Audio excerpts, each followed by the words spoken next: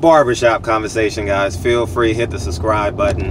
August 25th, giving away over 100 backpacks, free haircuts for the kids, haircuts from 10 to 2. Come get a backpack, come hang out, bring a chair, come hang with me. And September 28th, we doing it BIG in Los Angeles. I'll have the flyer by the end of next week. September 28th from 10 to 2 in the hood, Slauson and La Brea, man. 2 city blocks away from Nipsey Hussle Square, so you'll be able to come to the 100 Black Man event and then go down to the Marathon store, pay your respects to Nipsey Hussle. And I'll have a whole bunch of landmarks for you if you so be it. I know the area very well, so there's a bunch of landmarks that you guys can visit. But let's talk about something real quick. My next video, or sometime today, I'm gonna talk about the Tevin Farmer and Tank Davis. I've been getting a lot of comments on this, but I want to make something very, very clear, because you guys know what I stand for in this channel, right? Eddie Hearn has been loud and boisterous as it relates to the negotiation of this fight, right? Oh, we offered him 3 contracts. We offered him XYZ, right? Well, the moment Tank Davis beat what's his name? Whoever, Nunez. Tank Davis beat Nunez. Yeah, I know.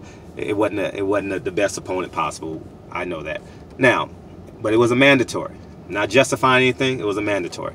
Floyd Mayweather, Stephen Espinoza, and Leonard Ellerbe got together, and as soon as them 30 toes touched the ground, they offered Tevin Campbell a contract.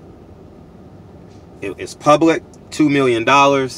I remember, and the reason why I want to do this is because people always believe when a white man says they're going to do X, Y, Z. Oh, they're going to do, and whatever Eddie Hearn says, he already did it. He did it 2 days before he even did it. Remember when he said he's going to offer Tevin Campbell an astronomical number? I was in Dallas, and I asked because Tevin Farmer fought that Friday night against JoJo Carroll. If my memory may be off, but I remember he fought that Friday night, and I was waiting on the offer because Leonard Ellerbe and I was staying in the same hotel, and I was like, well, I want to get his reaction because I know I'll see him down at the restaurant and this and that, and the offer never came out. But Eddie Hearn before that said, I'm going to offer him an astronomical number. I'm going to do this. I'm going to do... Listen, at the end of the day, Stephen Espinoza, Floyd Mayweather, Leonard Ellerbe hit the ground and offered a respectable starting point.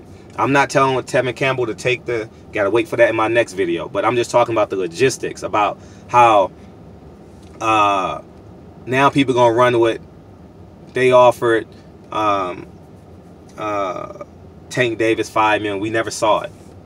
We never saw it. All right. So now I think you got to put some respect on Leonard Ellerbe, Floyd Mayweather, and Stephen Espinoza's name. And you always judge a person on their actions, right? You always judge a person on their actions. And I was watching the press conference and of Carissa Shields, and there's a parallel to this too. Carissa Shields had an August 17th fight, which would have been this Saturday, right? And it would have been in her hometown. Now, half the time, 50–60% of the time, they just scratch it. You know what I mean? They say, hey, we'll catch you at another point. We'll probably throw you on the undercard of somebody because the budgets, right? The budgets are a little bit different, right?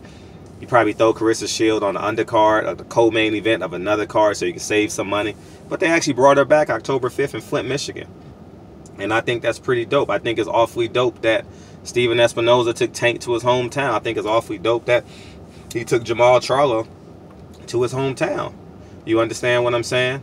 The only thing I wish is that they allow Paul Polinaji to put some respect on Deontay Wilder's name and everyone else. That's my only request. But outside of that, man, they doing their job. You know, we getting fights in the markets in which we want it, and they're doing right by the fighters. You understand? Brandon Adams was a credible opponent for Jamal Charlo. You know, Carissa Shields. No one is good enough to beat Carissa Shields. So I don't care who they put in front of her. She's gonna beat them. You know, but the fact that she's getting a primetime slot on a primetime network, and she's being promoted as if she's the best fighter in the world, that's respectable. And for Leonard Ellerbe, for that team. Leonard Ellerbe, Floyd, and I have my differences with Floyd as it relates to how he does some of the things that he does in the culture. And but for them to say, okay, y'all talking that shit. What's today? August 15th. He just fought July 20th. Nigga, as soon as they went home and kissed their daughters and kissed their significant others and did what they need to do, they offered him a contract. You got to respect that. And I'm gonna tell you guys a story about Leonard Ellerbe that none of you don't know because people didn't even pay attention to this. I was interviewing Leonard Ellerbe in front of a hotel. I forgot what fight it was. Damn. I don't know what fight it was at. I'll be honest, but it was this year. And I was like, damn, Leonard, you everywhere, dog. Like, I was, because this nigga's literally everywhere. And y'all know I don't kiss a nigga's ass. I try and be as straight and forthright as I can, right? And I was like, yeah, man, like, damn, did you sleep last night? And he said something that was just so cool and so powerful. He says, nah, man, yesterday I had to hop on the plane and go pick up my daughter. And I'm sitting there like, wow. And I said, you got to do the same thing right now? He said, yeah.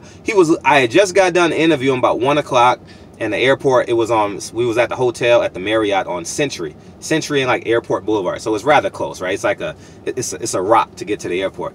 And he says, man, he cut the interview short. I could tell he was rushing me because his interview is, when the motherfucking answers are getting shorter and shorter and shorter, you know they want to get the fuck out the interview. He says, man, I gotta go pick up my daughter from school. The nigga hopped on the plane. Swear to God. The nigga hopped on the plane, went and picked up his daughter, and was there either that night or that morning. He did that shit 2 days in a row. And I have the utmost respect for that. You know what I mean? And so from that perspective, and why I create and why I wanted to draw that, and you know the question I asked Stephen Espinoza, it's very public. And the reason why this is apparent, the reason why I want to make this so important is because when Eddie Hearn talks, y'all motherfuckers just jump off the bridge and think everyone else has no integrity. You think everyone else is just, you know, we're not perfect. I'm not perfect. They're not perfect. But I just wanted to highlight this. As soon as the black man got home, kissed his significant other, make sure his kids were straight for their first day of school, or Floyd kids is going to college, Stephen Espinoza doing his business deals in New York, they offered Tevin Farmer a contract, a respectable contract. I'm not going to tell Tevin Farmer what to take because it's the first day of negotiations. Why sign the contract? It don't make sense, right? Right? It's not what you're worth, it's what you negotiate, all right? And I think that some respect should be put on their name. You know what I mean? And for real, it is what it is. They're not perfect. I'm not perfect. But I think that it's very, very important that we highlight the real. You know what I mean? Because Eddie Hearn is going to come out Monday, Tuesday, and say we offered $7 million. How you going to offer him $7? They're going to say, I offered. He's going to say, if I offered Tank Davis $5 million, what do you think I offered Tevin Farmer? They're going to say 6, 7, 8. Precisely. He's not going to say how much, but he's going to allow the reporter to say how much, 7, 8, around there, in that number, in that ballpark. You get what I'm saying? And we know Tevin, in my humble opinion, Tevin Farmer is not worth that. You know, I respect Tevin Farmer and his grind. I know he got 4 or 5 losses somewhere in there. And he's done a fabulous job. It was my first time really interviewing him in Dallas for like 6, 7 minutes, and I respect him. You know what I mean? He speaks with conviction. He speaks like he speaks. He has that streets in his voice, like that undertone of the streets. You know what I mean? Like he understands and he gets it. Not a game banger streets, but he understands. Like he's seasoned. He's weathered per se. And but I had to make this video because I don't want motherfuckers running with the Eddie Hearn narrative, and I don't want that shit. You got to put some respect on their name. Now, if Showtime and Money Mayweather, what is it, TMT, would have came out with a $500,000 offer, oh, come on, like, nigga, they offered this nigga $2 million. $2 million. Wow, that's impressive. So, anyways, man, barbershop conversations, man. Feel free, hit the subscribe button. I just had. You got Steven Espinoza. You got the Latino. I don't know if he's Mexican, Dominican, or something like that. Maybe he's Mexican. I don't know. And you got two black men, Floyd Mayweather and Leonard Ellerbe, offered a respectable contract as soon as they possibly can. You got to respect that. And I'm going to keep it real. It's not a pay-per-view fight, but it's a fight that boxing needs. If you guys understand that, what I'm saying, it boils over. You know how sometimes you boil and shit and you put the top on it and the shit just overflows and shit? Remember when you used to make boiling eggs as a kid and the egg cracked too much? That's one of them fights where it's going to boil you over so much. I don't agree with Charlemagne when he says somebody going to get killed. Man, fuck that shit. We ain't dealing with that, man. We are respectable people. We going to buy our tickets. We going to sell that motherfucker out. The only place is where you going to have the fight. Barclay, Philadelphia, Baltimore. Man, we ain't talking that shit. It's going to be two great men getting in the ring, and it's going to be a hell of a fight. So I say respects to Steven Espinoza, Leonard Ellerbe, and Floyd Mayweather, because that is a respectable offer for a guy who doesn't knock people out and is not ever a draw. He's a draw in his city. I remember that. But outside of his city, people were booing him at in Dallas. I'm not saying whether they're right or wrong, but boos don't translate into ticket sales. Boos don't translate it into upgraded salaries. And that's all I want to say, man. So shout out to Leonard Ellerbe, man. I have the utmost respect for you when you said the past 2 nights you had to hop on the plane to go pick up your daughter from school. I respect that shit for real. And Steven Espinoza, keep putting these fights in these black markets. I respect you for that. Y'all already know what the fuck I fight for and what I stand for, and I'm unwavering. No one will ever kick me off of this. No one.